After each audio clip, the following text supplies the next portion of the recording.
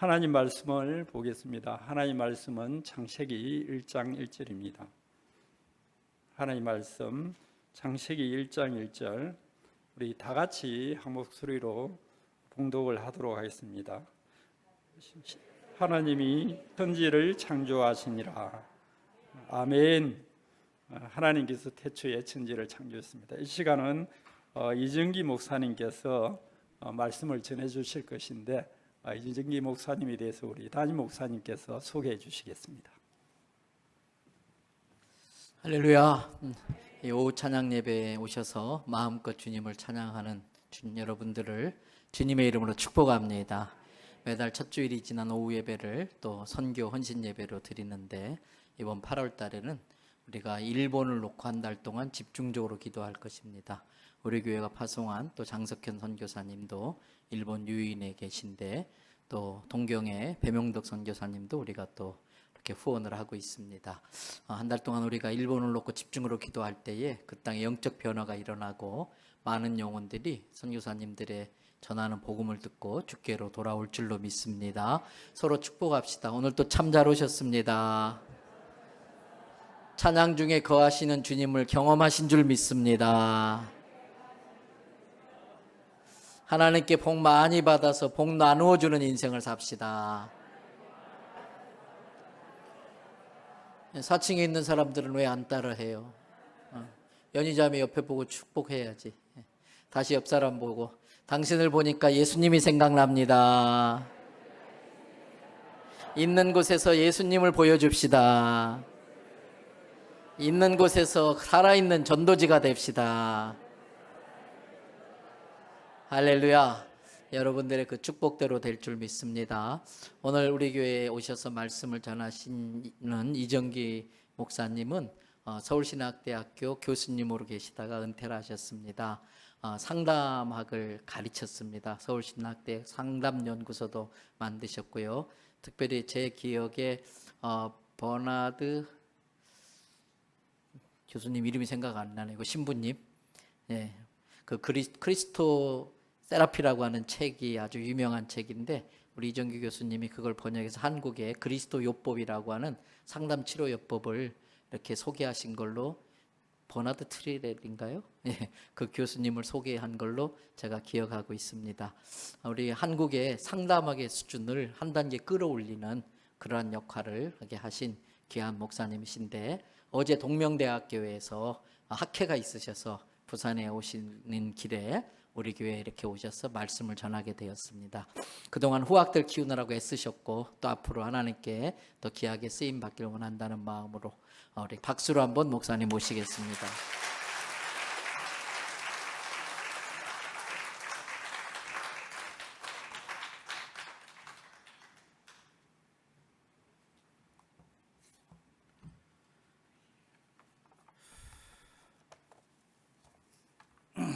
이렇게 여러분들 뵙게 돼서 반갑습니다. 들어와 앞에 앉아 있으면서 여러분들 이렇게 찬양 부르고 또 선교 열정으로 또 말씀하시고 전체 분위기를 보면서 저는 후끈합니다. 뭐 이런 얘기를 하고 싶었어요. 밖에 날씨도 엄청난데 우리의 영혼이 후끈합니다. 화끈합니다. 너무 후끈하다 보면 정신을 못 차릴 것 같아서 제 설교는 대체로 후끈하지 못할 경향이 많습니다. 차분합니다. 아마 그렇게 될지도 모릅니다. 오늘 이렇게 임 목사님 계신 교회에 와서 여러분들과 함께 말씀을 나눌 수 있는 기회를 갖게 돼서 정말로 감사드립니다. 제가 제목을 태초에 그런 제목으로 말씀을 드립니다. 태초에 창세기 1장 1절 태초에 하나님이 천지를 창조하시니라.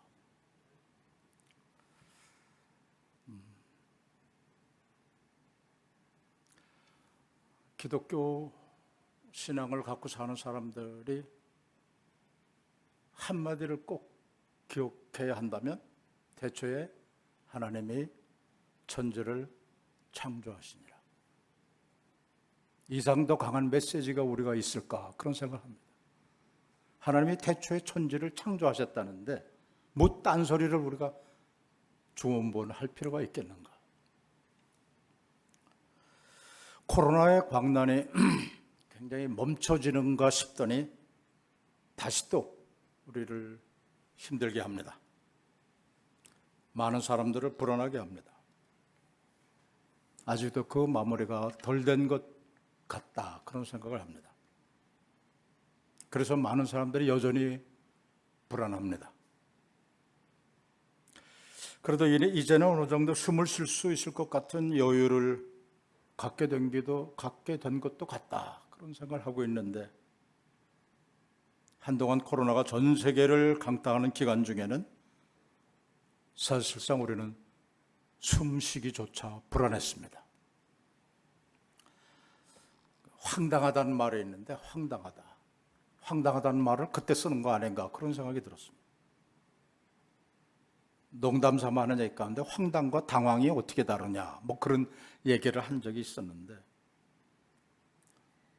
지난 2, 3년 동안은 어쩌면 황당하다가 당황하기도 하고 당황하다가 황당하기도 하고 그런 엄청난 경험을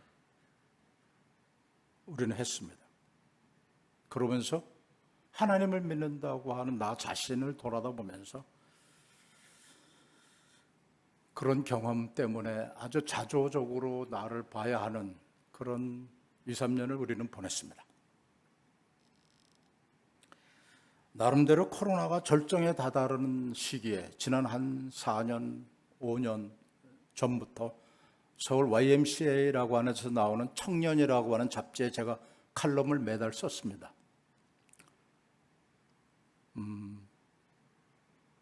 칼럼들을 쓴 것을 제가 다시 읽다가 보니까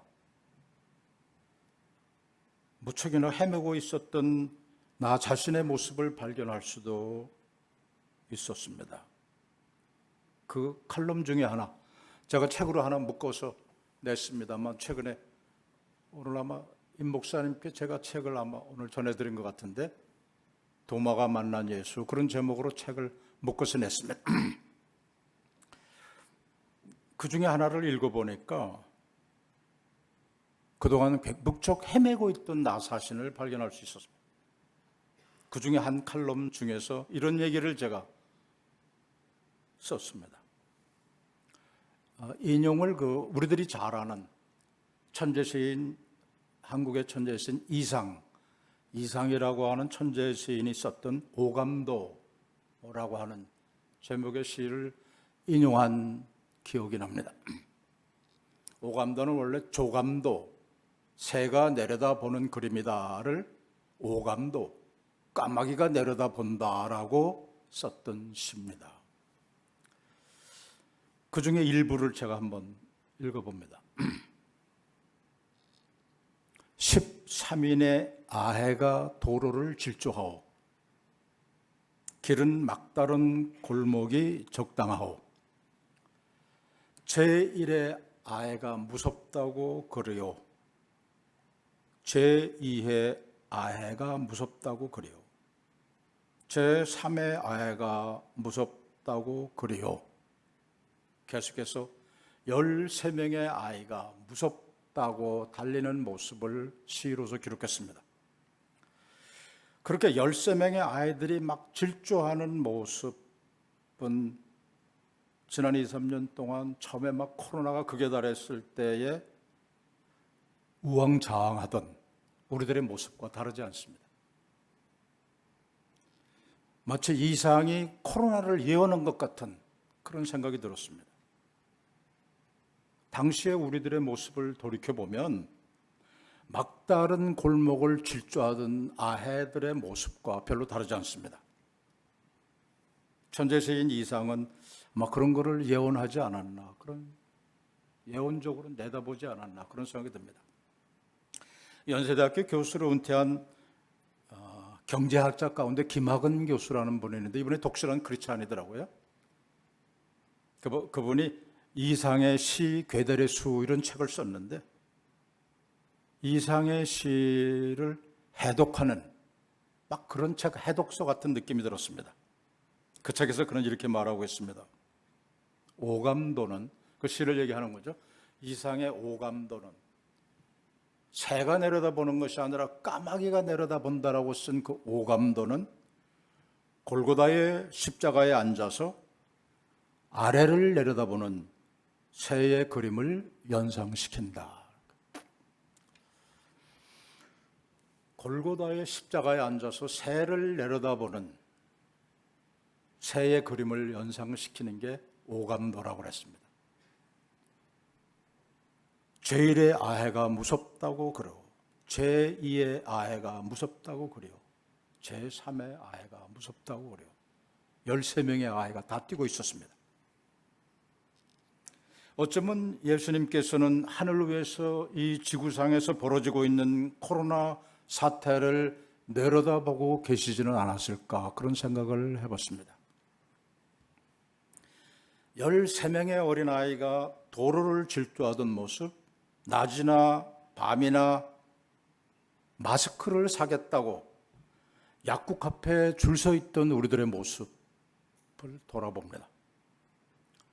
TV에서 계속해서 나오는 방송을 보면 어쩌면 이탈리아에서, 영국에서, 독일에서, 그리스에서, 미국에서, 러시아에서, 물론 우한이라는 중국의 도시는 더 말할 것도 없습니다.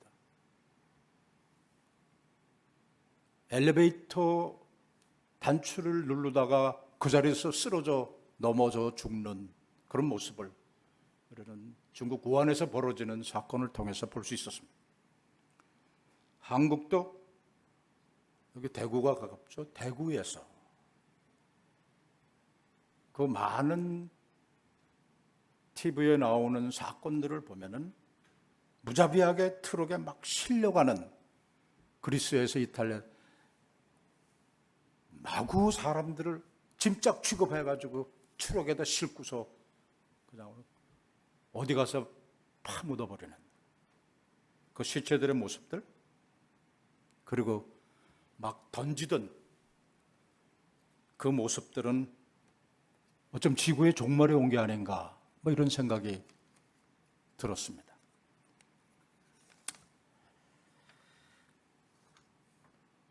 그 어간에 불행히도 저에게 있어서는 저희 어머니가 돌아가셨습니다.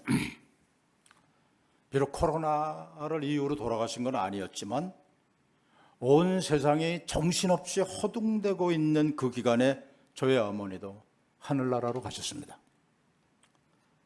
코로나에 관계가 없이도 코로나가 황당하게 전 세계를 강타하던 그 기간에 하늘나라로 가는 사람들은 또 하늘나라로 가야 하는 그런 일들이 벌어지고 있었습니다.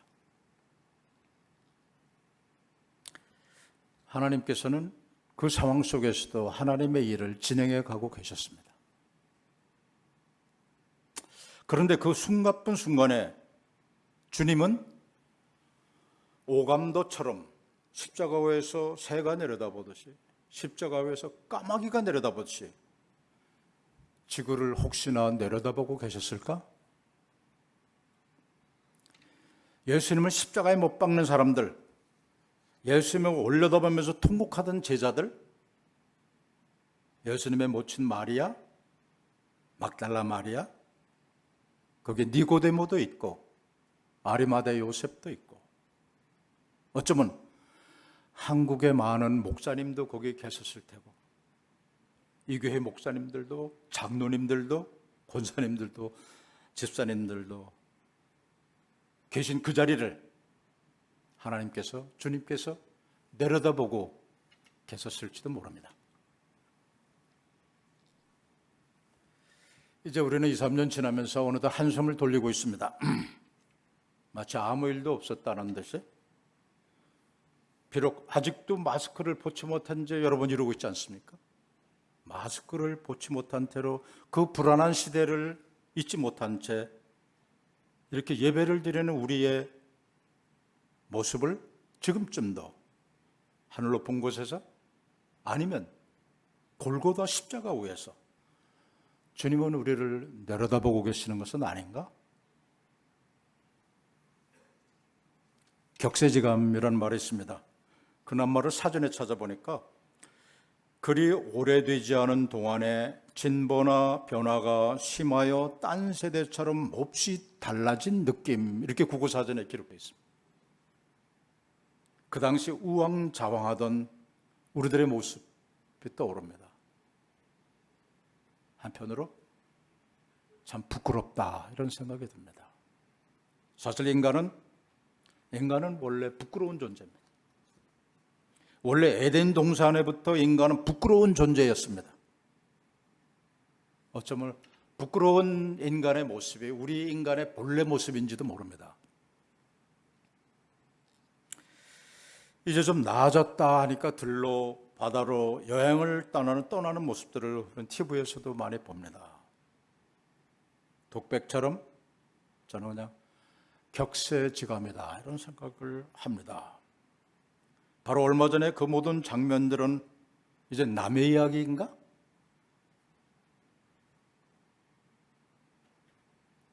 천년 전, 2000년 전, 아니 그보다도 더 오래전에 노아의 홍수 때는 어땠을까, 그런 생각을 해봅니다.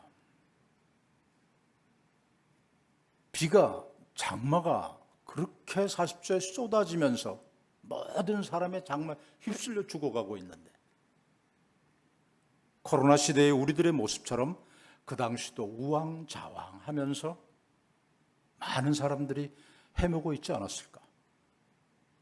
전 세계를 홍수가 몰아닥치던 그 당시의 모습은 코로나로 허둥대던 우리들의 모습과 얼마나 다를까? 또 얼마나 닮았을까?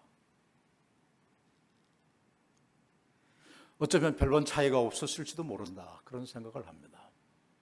그때도 우왕좌왕, 이걸 붙들면 살아남을까? 저 나무를 붙들면 살아남을까?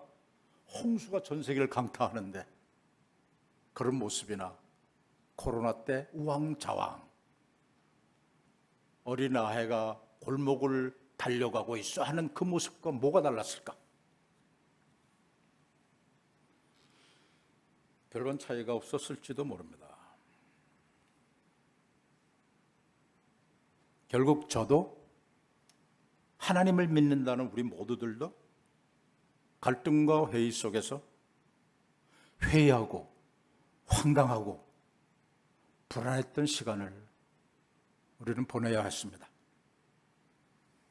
그리고 또 얼마 이후에 괜찮아졌다니까 아무 일도 없었던 것처럼 저도 이 자리에 섰고 우리도 다시 마스크를 쓴 채로 여기에 모여 있습니다.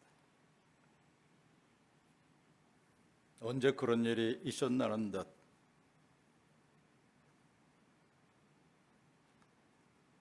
그 당시 사실 부끄러웠던 그 모습을 가진 자가 어떻게 강단에 올라와서 설교를 할 수 있을까?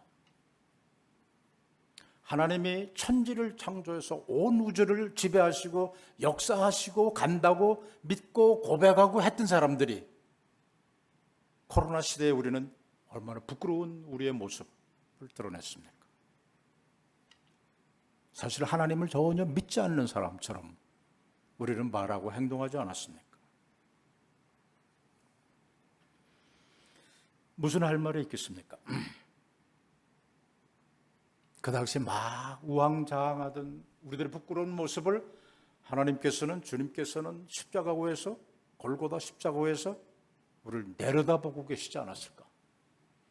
주님께서 십자가에 달려 돌아가신다니까 막 도망가던 베드로 및 제자들, 주님께서 내려다보고 계시지 않았을까? 우리들의 모습과 뭐가 다를까?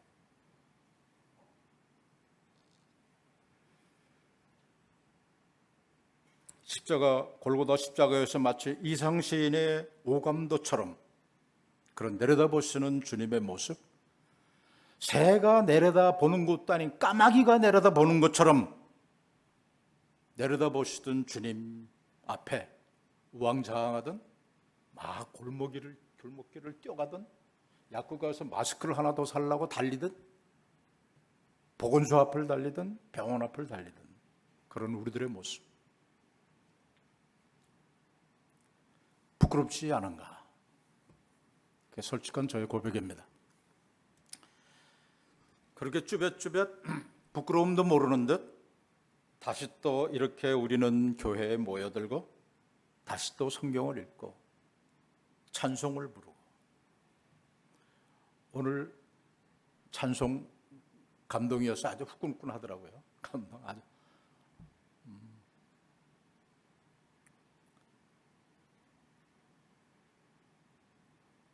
그런 부끄러운 우리의 모습을 주님께서 내려다보시면서 무슨 생각을 했을까? 주님께서 십자가에 못 박히실 때 날 살려라 그러고 도망가던 제자들, 우리는 그렇지 않은가?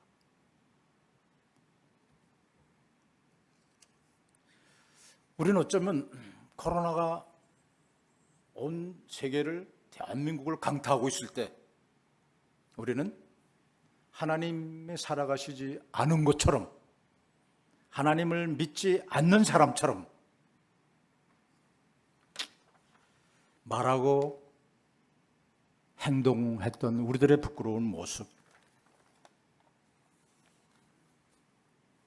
우리가 예수님께 십자가에 달려갈 때 도망갔던 제자들을 감히 우리가 어떻게 조롱하고 욕하고 모욕할 수 있을까? 우리는 다른가? 그 상황이 되면 우리는 다를까? 코로나 상황 때도 우리는 하나님을 믿지 않는 사람처럼 행동했는데, 말하고 행동했는데 다를까? 무슨 설교를 해야 될까? 무슨 설교를 할 수 있을까? 사실 아무런 생각도 떠오르지 않았습니다. 부끄럽게도 사실 금년 초에 성경을 다시 보자, 한번 처음부터 다시 보자. 그래서 성경을 통독을 시작했습니다. 다시 성경 읽기를 시작을 했습니다. 저는 습관처럼 지혜문학부터 먼저 보내지만, 그리고 다시 창세기로 돌아가서 창세기부터 읽기 시작했습니다. 그러면서도 나는 왜 성경을 다시 읽어야 된다고 생각을 했는가? 거기 특별한 의미가 있는가? 그 성경을 통해서 하늘의 소리를, 하나님의 음성을 들을 수 있다고 정말 믿고 있는가? 그런 생각을 하면서 어떤 가능성 같은 걸 갖고 다시 시작했습니다. 구약성경 창세기 1장 1절, 오늘 읽은 우리의 구절. 거기 아주 심상치 않은 구절. 태초에 하나님이 천지를 창조하시니라. 태초에 하나님이 천지를 창조하시니라.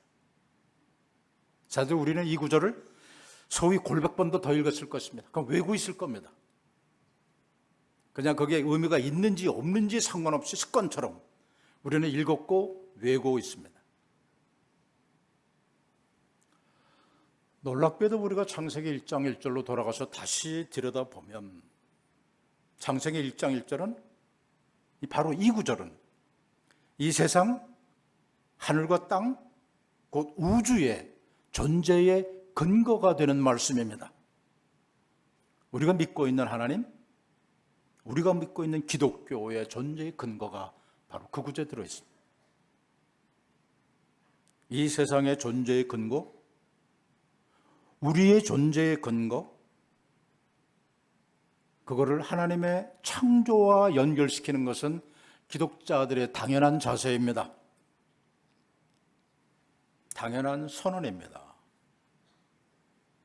정말로 우리가 이 구절을 믿고 있다면, 태초에 하나님의 천지를 창조하시니라, 바로 이 구절, 성경 전체에서 하다못해 이 한 구절이라도, 한 구절만이라도 우리가 정말로 믿고 있다면 이 세상 다른 어떤 문제도 논할 필요가 없을 것입니다. 그럴 필요도 없을 것입니다.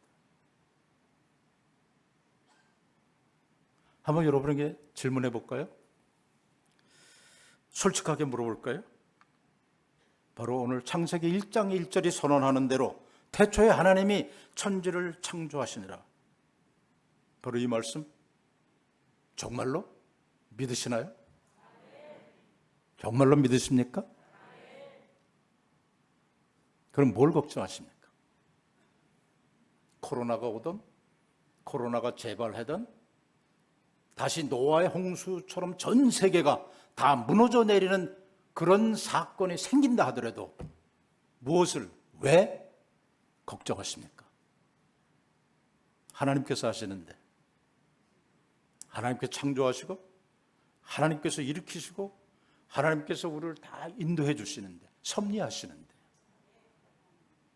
우리가 걱정할 이유가 어디에 있습니까?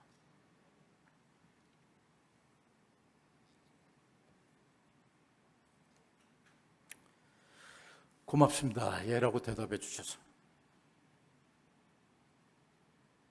근데 가끔 우리는 변덕이 심해서 고백은 고백이고 삶은 삶이고 묻는 질문에 대답은 대답이고 교회 밖으로 나가면 또 다르고 나가면서 다른 걱정합니다. 하나님이 천지를 창조하셨다는데 우리는 딴 걱정을 합니다. 이 세상 걱정을 합니다. 그 세상 뒤에, 세상 조우에 하나님께서 다 인도하시는데, 섭리하시는데. 섭리란 말이 영어로 providence예요. provide란 말의 명사형으로 providence. 섭리하신다. provide의 명사형이죠. 또 다른 providence, 섭리가. 그 뜻은 뭐냐 하면 provide 해준다. 그런 뜻이에요. 하나님께서 다 준비해 주신다라고 하는 말이 하나님의 섭리라는 말씀이에요. 그런데 왜 걱정하십니까? 부끄럽지 않습니까? 그렇게 하나님을 믿는다고 고백하는데 오늘 우리들의 모습은 다시 또 코로나가 온다고 막 이러는 상황 속에서 보여질, 드러날 우리들의 본래 모습은, 우리의 현실은 또 이 교회 건물이 텅 빌 수도 있고, 한동안 교회가 텅 비더라고요. 뭐 가지 말라고 그래서 모이면 안 된다고 그래서 그런 일이 있었지만은 우리 스스로 마음속에 정말로 교회로 가서 하나님의 전에 와서 하나님께 무릎 꿇고 엎드려 머리 숙여 기도할 그럴 자세가 우리에게 있었나요?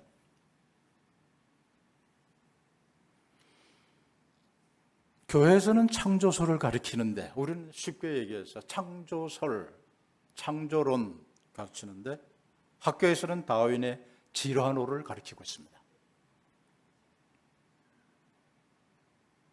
과학적 세계관에 기초해서 학교에서 가르치는 진화론을 우리 아이들은 학교에 가서 배우고 있습니다. 교회 와서 창조론을 배우는데 학교 가서 진화론을 배우고 있습니다. 아이들은 혼란할 수밖에 없습니다. 혼란하지 않아도 이상한데 혼란 없이도 잘 삽니다. 교회 와서는 하나님 믿고 교회 바꿔서는 세상 진화론 믿고 혼란에 빠질 수밖에 없다는 것이 너무나 명확관화합니다. 사실 미국에서는 주에 따라서 진화론도 가르치고 창조론도 가르쳐요. 그러니까 학생이 선택할 수 있어요. 진화론과 창조론을. 근데 한국은 학교에서는 진화론 가르치잖아요. 과학적인 진화론. 교회에서는 신앙적인 창조론을 가르치잖아요. 우리 애들 헷갈리지 않을까요? 우리 어린아이들이? 뭐 어떻게 하라는 거야 이거? 어느 걸 믿으라는 거야? 교회 오면 창조고 밖에 나가면 진화인가? 이중적 혼란 속에서 갈등할 수밖에 없는 것이 우리의 어린아이들입니다. 학생들은 어리둥절할 겁니다. 근데 그나마 요즘은 혼란도 겪지 않습니다. 논쟁 자체를 포기했는지도 모릅니다. 교회 오면은 하나님을 믿는 것처럼 살고 밖에 나가면 진화론을 믿는 것처럼 살고 있습니다. 애들만 그럽니까? 우리는 아닙니까? 우리는 어른이라 좀 다릅니까? 목사님, 장로님, 권사님들, 교회 열심히 나온 집사님들은 정말로 창조소를 믿으십니까? 우리가 창조소를 교회에서 설교에서 많이 강조하는데 정말로 믿고 있느냐 하는 거하고 강조하는 건 또 다릅니다. 그냥 교회에 다니니까 학교에서는 진화론을 말하고 교회에 와서는 창조소를 믿는다라고 말은 하죠. 아니면 믿는 척 하는 건가? 기독교인으로서? 아니면 기독교인이 아니더라도 이 두 가지 우주를 보는 시각은 언제나 어디나 공존하고 있습니다. 다만 그가 믿는 신앙에 따라서, 신앙의 정도에 따라서, 깊이에 따라서 달라질 뿐입니다. 그럼에도 불구하고 하나님을 믿는다고 교회에서 고백하는 사람들마저도, 교회 와서 창조주를 고백하는 사람마저도 실제로 그 창조주를 믿는가? 믿고 있는가? 믿는다는 말로는 하는데 중요한 건 그것이 삶으로 사라지고 있는가? 삶을 그렇게 사는가? 입으로만 믿는다 그러고 실제로 그 믿음대로 살지 않으면 그건 거짓입니다. 실제로 믿지 않는 겁니다. 거기에 오늘 우리의 문제가 있습니다. 미안하지만 우리 많은 기독교인들 입으로 믿는 거하고 삶으로 사는 게 같은가요? 같으면 100점이지만, 만점이지만 입은 입이고 손발은 손발입니다. 예수님의 이름으로 세례를 받았지만 우리는 예수님의 이름으로 세례를 받습니다. 교회 밖에 나가서 사는 모습은 예수님하고는 아무 상관없는 듯이 우리가 살고 있지는 않습니까? 그럼 오늘의 얘기하고 연결시키면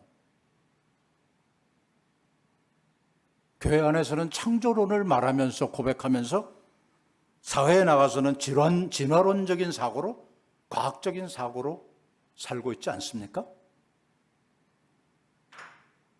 우리가 세례를 받았다는 것은, 예수님의 이름으로 세례를 받았다는 것은 예수님을 믿고 그가 가르친 가르침대로 산다는 것을 요구합니다.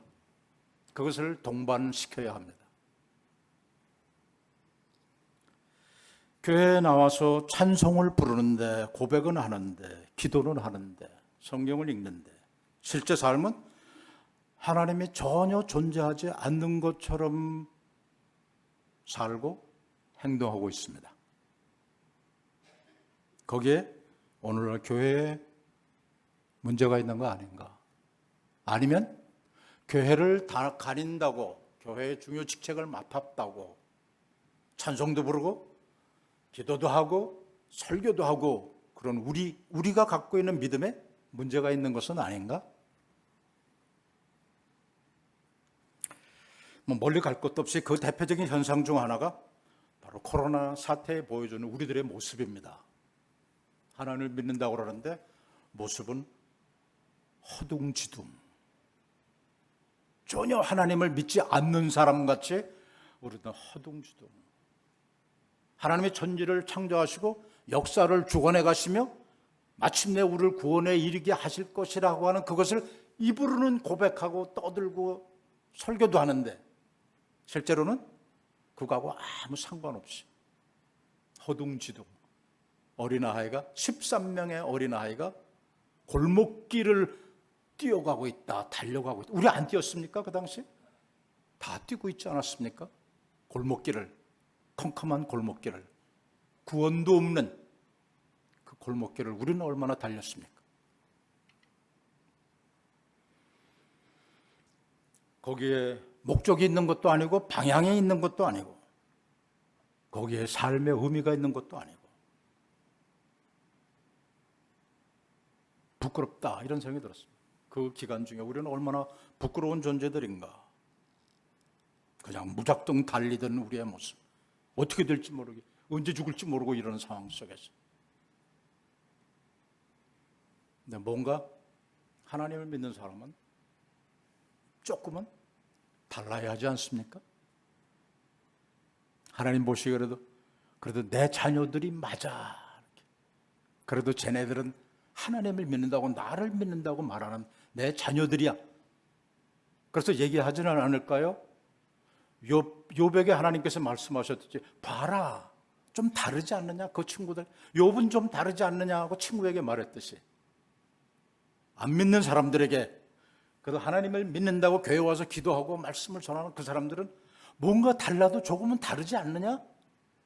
죽음이 눈앞에 와도 죽음을 두려워하지 않고 하나님께서 천지를 창조하신 그분께서 너와 함께 한다고 하는 것을 믿는 모습이 우리 눈에 보이지 않느냐?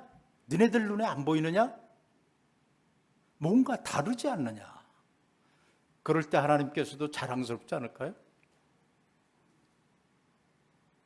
내 자녀들은 뭔가 다르지 않느냐?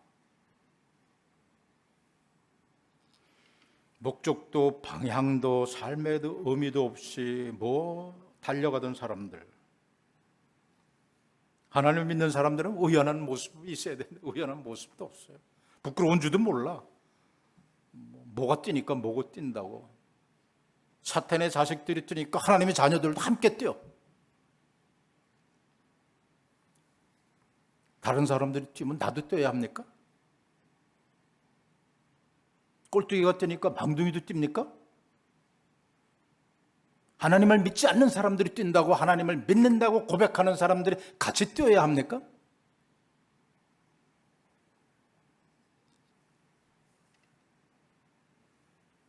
무작정 죽음의 골목을 질주하고 있었던 우리들,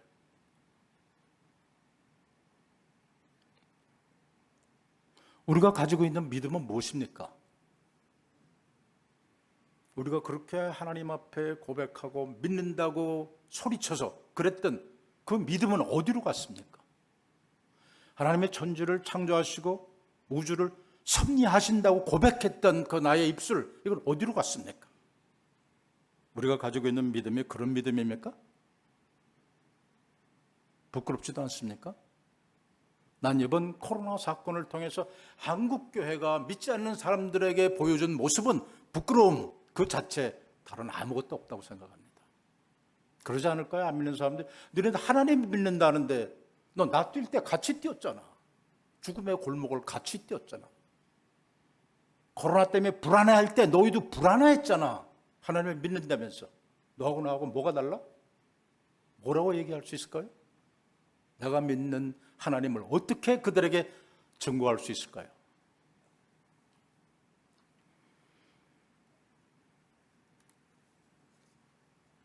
어쩌면 우리는 그동안 하나님의 영광이라는 이름으로 그럴듯하게 포장해서 하나님의 영광이 아닌 교회의 영광을 위해서, 아니 그것도 더 지나서 교회의 영광이 아닌 나의 영광을 위해서,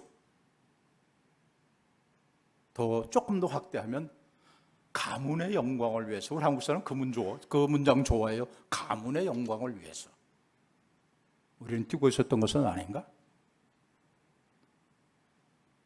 그렇게 나의 내면에 개인적 욕망으로 가득 차서 꿈틀거리고 있는 나의 이고, 나의 자아, 어쩌면 우리는 일생 동안 살아가면서 나의 이고의 영광을 위해서 살고 있지는 않은가? 나의 자아의 영광을 위해서, 나의 영광을 위해서, 조금 더 나가서 가족의 영광을 위해서, 가문의 영광을 위해서. 겉으로는 슬로가는 하나님의 영광인데 속으로 꿈꾸는 영광은 나의 개인적 영광은 아니었던가?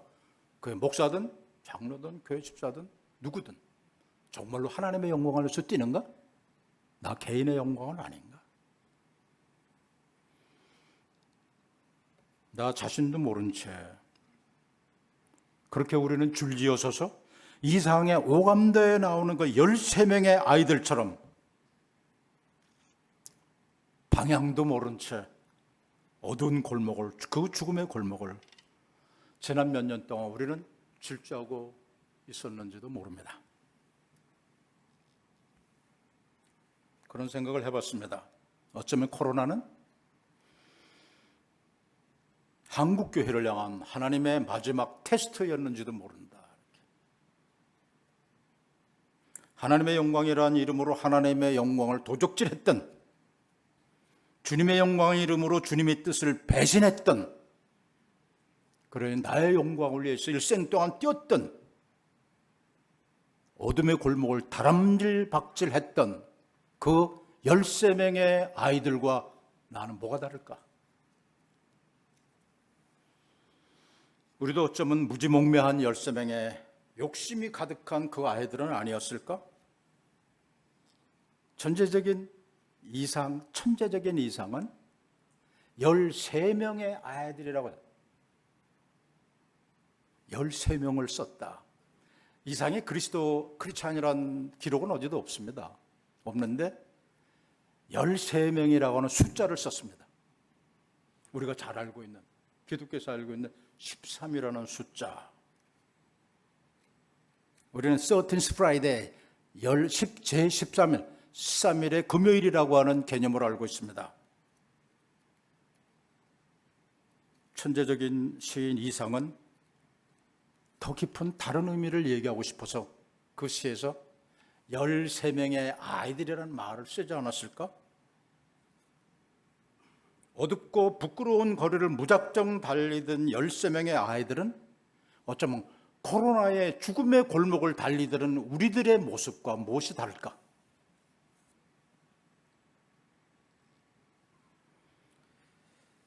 인본주의 시대입니다. 지금 인간이 본인은 신본주의 시대가 아니고 인본주의 시대.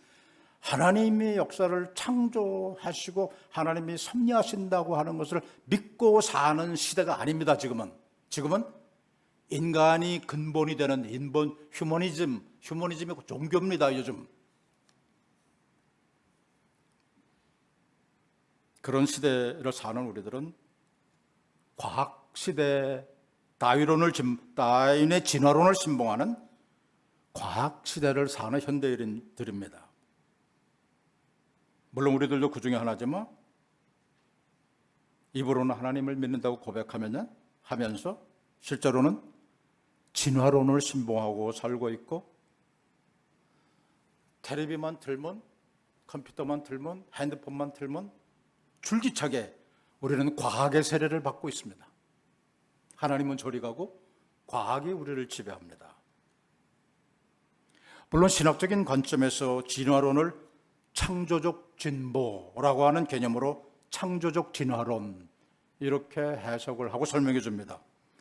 하나님께서 창조하셨고 그 후에 자연적인 선택, 내추럴 셀렉션, 자연적인 선택을 통해서 진화해 가고 있다라고 설명을 합니다. 그래서 창조와 진화하는 공이 하나님의 뜻을 구현해 가는 것이라고 해석하고 위로하고 있습니다.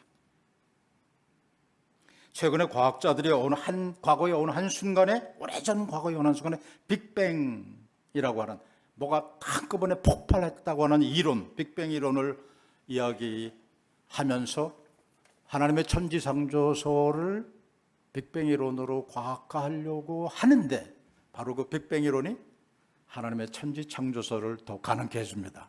어느 한순간에 터졌다라고 하는, 어느 한순간 하나님이 천지를 창조하셨다고 하는 것에 다른 설명이나 같다고 볼 수 있습니다. 그런 빅뱅 이론을 얘기한 과학자들도 놀랄 수밖에 없는, 어느 수억 년 전에 빅뱅, 폭발해서 우주가, 세계가 생겼다고 하는 것은 그 수억 년 전에 하나님께서 천지를 창조하셨다는 것하고 모양이 너무 비슷합니다. 또 혹자는 어떤 탁월한 지성적인 존재가 있어서 우주를 설계했다, 지적 설계론이라고 그러는데 바로 그런 것을 이야기하기도 합니다. 그렇지 않고서야 어떻게 우주가 이렇게 질서를 유지할 수 있느냐, 어떻게 우주가 이렇게 틀리지도 않고 질서를 유지하고 지구도 돌아가고, 이게 어떻게 가능하냐. 이게 지적 설계자, 또 다른 말로 하나님이라는 존재가 이렇게 창조하지 않고서야 인간이 어떻게 이렇게 전혀 1.1획도 틀림이 없는 세계를 창조할 수 있겠느냐, 만들어 놓을 수 있겠느냐. 수학자들은 기하학을 얘기합니다. 기하학을 통해서 기하학 원리는 도대체 어떻게 생긴 거냐, 누가 만들어 놓은 거 아닌가? 그건 원리는 원리일 뿐, 우리가 그걸 바꿀 수가 없습니다. 우리는 그냥 단지 발견할 뿐, 아, 이런 원리가 있구나 하는 걸 발견할 뿐, 우리가 그걸 만들지는 못합니다.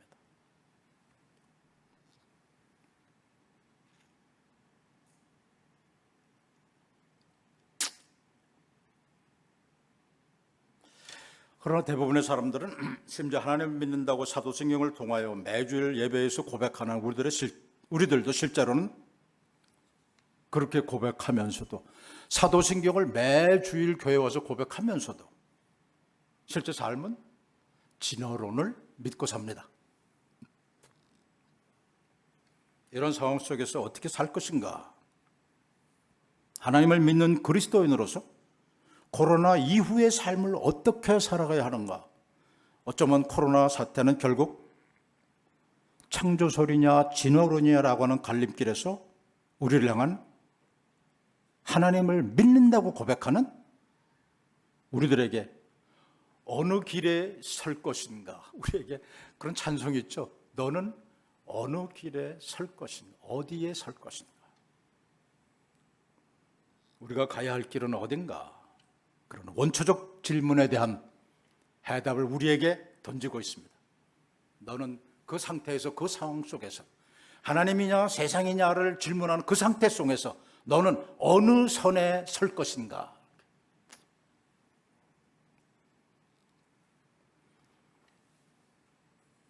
그런 원초적 질문 앞에 우리는 서 있습니다. 얼마 전에, 한 2달 전인가요? 누가 이렇게 핸드폰으로 노래를 보내줬어요. 그 노래 보니까 한국의 뭐 유명한 그 배우들, 뭐 아나운서 또는 뭐 막 웃기고 그런 사람들 뭐라 그러지? 막 웃기는 사람들 뭐 이렇게 여러 사람들이 나와서 합창을 하는 노래였어요. 제목을 This is me 그렇게 돼 있더라. 이게 나야. 그런 This is me. 아주 감동스럽게 봤어요. 그 장면.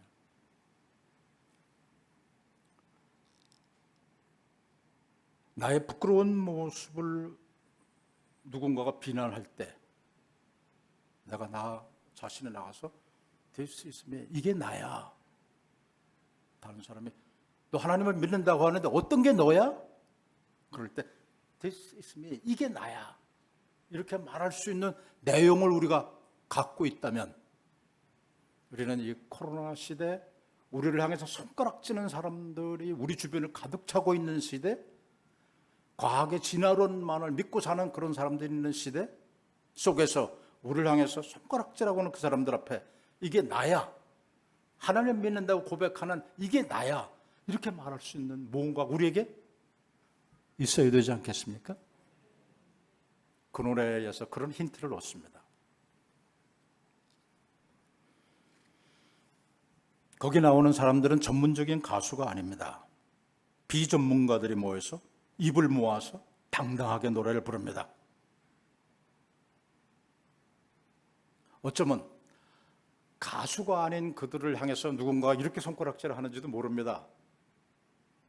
니들이 무슨 노래를 불러? 니네들이 부르는 게 노래야?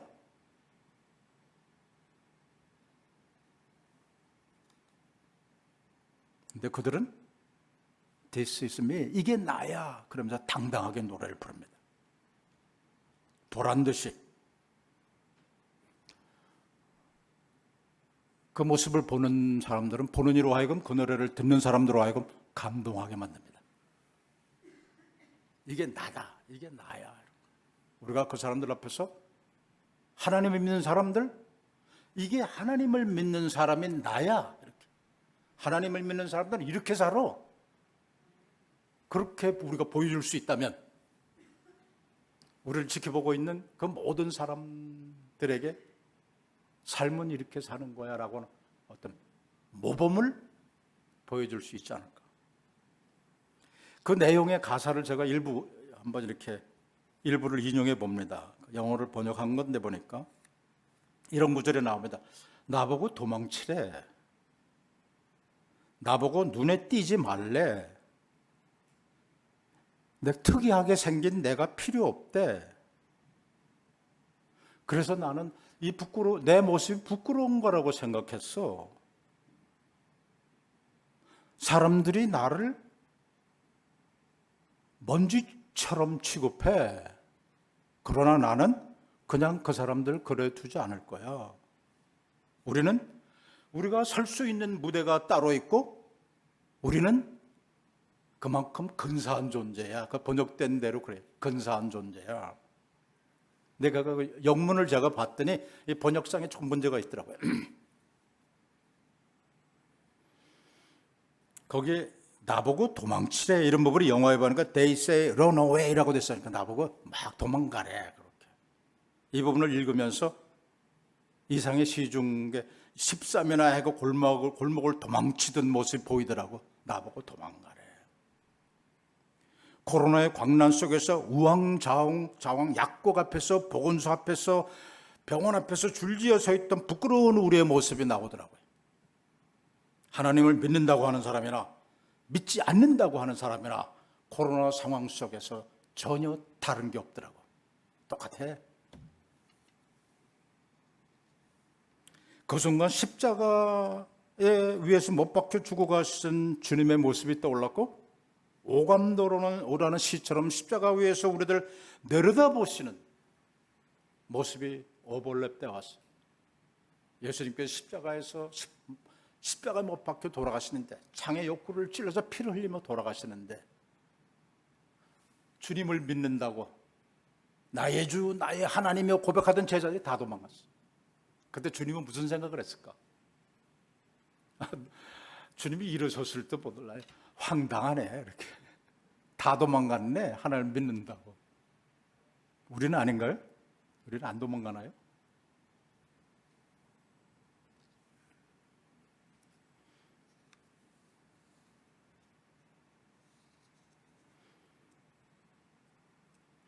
이상시에는 그 시에서 우리를 비웃고 있었습니다. 주님께서는 그 순간 도망치듯 혼비박산 달아나는 우리들을 내려다보시면서 무슨 생각을 하고 계셨을까? 그 노래의 가사 속에는 사람들이 날 먼지 취급한다는 구절이 있어요. 그 dust, 먼지. 우리가 그 성경에 인간 흙으로 와서 흙으로 돌아간다라는 것을 영어 원문을 보면 from dust to dust 이렇게 돼 있어요. 먼지에서 먼지로 돌아간다.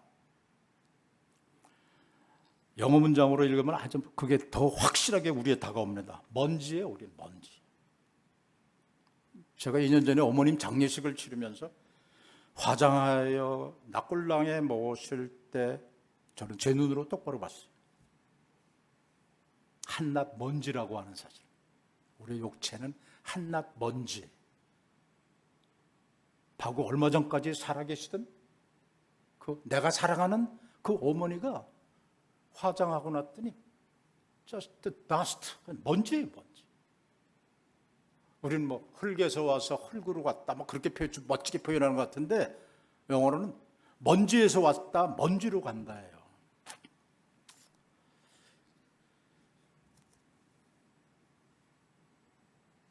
(99세의) 나이로 자식밖에 모르고 사셨던 어머님의 전신이 그래서 한 줌 재로하는 먼지에 불과하다는 사실을 저는 그때 제 두 눈으로 똑똑히 지켜볼 수 있었습니다.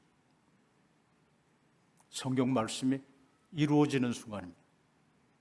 제 눈으로 똑똑히 봤습니다. 인간은 한낱 먼지에 불과하다는 사실. 먼지로 와서 먼지로 가는 from dust to dust.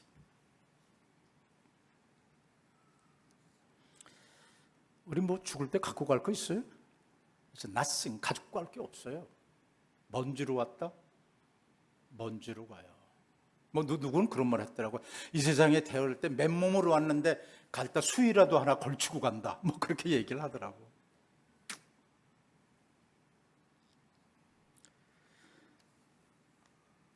아까 소개했던 그 노래 가사 중에 이런 문장이 있었죠. 우리가 설 수 있는 무대,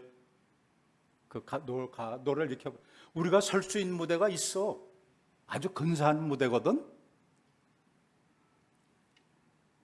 근데 영어 문장을 읽어보니까 그렇게 번역하면 안 되겠더라고. 번역을 잘못한 거예요, 그럼. 거기에 이렇게 돼 있어요, 물론. 우리가 설 수 있는 무대가 있어.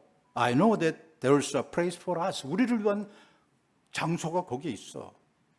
그 다음 구절이 아주 우리들로 하여금 감동케 하는 구절인데, 우리말 번역은 우리는 근사한 존재거든 이렇게 표현했는데 그렇게 번역하면 잘못돼 번역.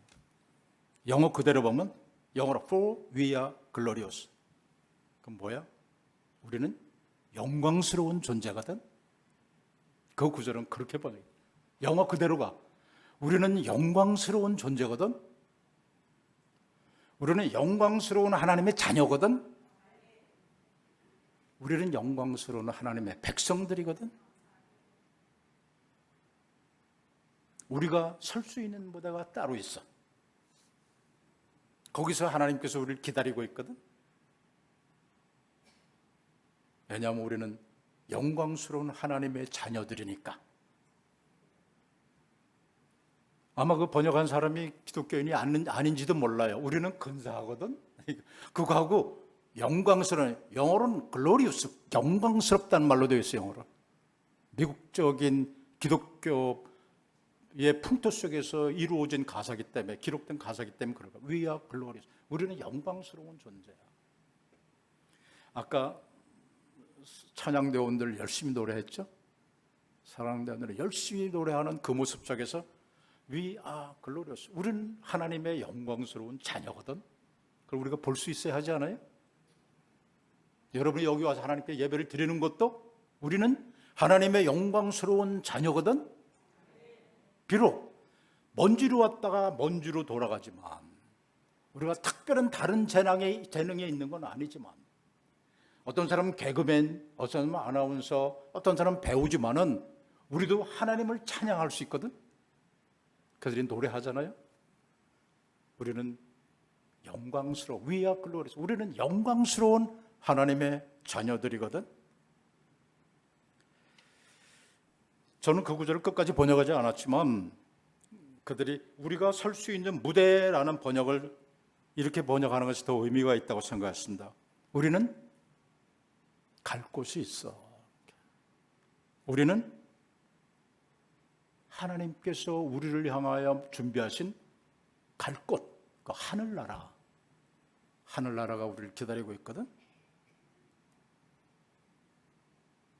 우리는 근사한 존재 이상이야. 우리는 하나님의 영광스러운 자녀거든. 그게 나야. 그 구절. This is me. 이게 나야. 그걸 다른 말로 하면 우리는 그런 하나님의 자녀들이야. 여러분 하나님의 자녀들 아닌가요? 그런 하나님의 자녀들입니다. 영광스러운 하나님의 영광스러운 자녀들입니다. 비록 다시 코로나가 와서 또 무슨 일이 있을지도 모르고 코로나보다 더한 게서 무슨 일이 있을지 모르지만 태초에 천지를 창조하신 하나님께서 역사를 주관하신 하나님께서 마지막 날 우르실 그곳, 그 하늘나라를 가야 할, 우리를 환영하는 하나를 가야 할 영광스러운 하나님의 자녀거든. 이걸 고백할 수 있다면, 이렇게 고백하면서 우리의 삶을 살 수 있다면, 골고다 십자가에서 내려다 버리시는 예수님께서 얼마나 마음이 흐뭇하실까.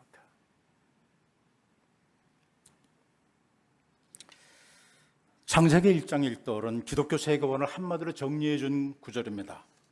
태초에 하나님이 천지를 창조하시니라. 이것이 성경 전체의 제일 첫 번째 장, 첫 번째 줄에 기록되어 있습니다. 태초에 하나님이 천지를 창조. 기독교의 세계관입니다. 이게 기독교의 창조관이고 우리에게 그 말씀 이상 무엇이 더 필요합니까? 하나님을 믿는다고 우리 고백합니다. 믿는다는 건 무엇입니까? 하나님께서 천지를 창조하시고 주관해 가신다는 걸, 섭리하신다는 것을 우리는 믿고 있습니다. 사람들은 결국 자기가 믿는 대로 살다가 갑니다. 그렇게 흙으로 와서 from dust to dust, 흙으로 돌아갑니다. 먼지로 와서 먼지로 돌아갑니다. 그것이 위대한 신앙을 소유한 사람이든지 아니면 위대한 과학자든지 아니면 대통령이든지 시골 아주머니든지 대한민국의 시끄러운 좌파든지 우파든지 누구나 자기가 믿는 대로 살다가 갑니다. 하나님을 믿는 자는 그 믿음대로 천국으로 갈 것이고, 하나님을 믿지 않는 자는 믿지 않는 그 믿음대로 한낱 더스트, 먼지에서 먼지로 가고 말 것입니다. 믿음은 선택입니다. 진화론을 믿는 자는 진화론을 선택해서 진화론적 존재로 살다 갈 것이고, 그렇게 사라져 갈 것이고, 하나님을 믿는 자는 성경을 통하여 하나님께서 우리에게 약속하신 바로 그 영원한 하늘나라, 창세 때부터 약속하신 그 땅, 그 가나안으로 돌아가게 될 것입니다. 선택은 여러분의 자유입니다. 그 노래의 가수처럼 우리들은 하나님의 근사한 존재, 영광스러운 존재입니다. This is me. 그게 우리들입니다. 하나님의 영광스러운 존재. 그렇게 고백하고 사는 자는 마지막 날 주님과 더불어 낙원에 이를 것입니다. 우리는 그렇게 영광스러운 하나님의 자녀들이기 때문입니다. 그럼 우리에게 다시 코로나가 덮쳐올지라도 그보다 더 큰 상태가 우리에게 주어질지라도 하나님을 믿는 자는 우왕좌왕할 필요가 결코 없습니다. 13명의 아해처럼 캄캄한 골목길을 무작정 마구잡이로 질주할 필요도 없습니다. 우리는 하나님의 영광스러운 자녀들이기 때문입니다. 그것이 하나님을 믿는 자들이 고백하는, 하나님을 믿지 않는 자들에게 나가서 우리 고백할 수, This is me. 이게 나야. 이게 하나님의 자녀인 나야. 그 노래의 진정한 의미일 것입니다. 그런 자들은 고백하며 큰 소리로 선언합니다. 어쩜 날마다, 새벽마다, 교회에 올 때마다 태초에 하나님이 천지를 창조하시니라, 그 구절을 소리쳐 외고 나의 믿음으로 갖고 죽을 때까지, 하나님이 부르실 때까지, 영광스러운 하나님의 자녀로 하늘을 갈 때까지 그 믿음대로 살아갈 것입니다.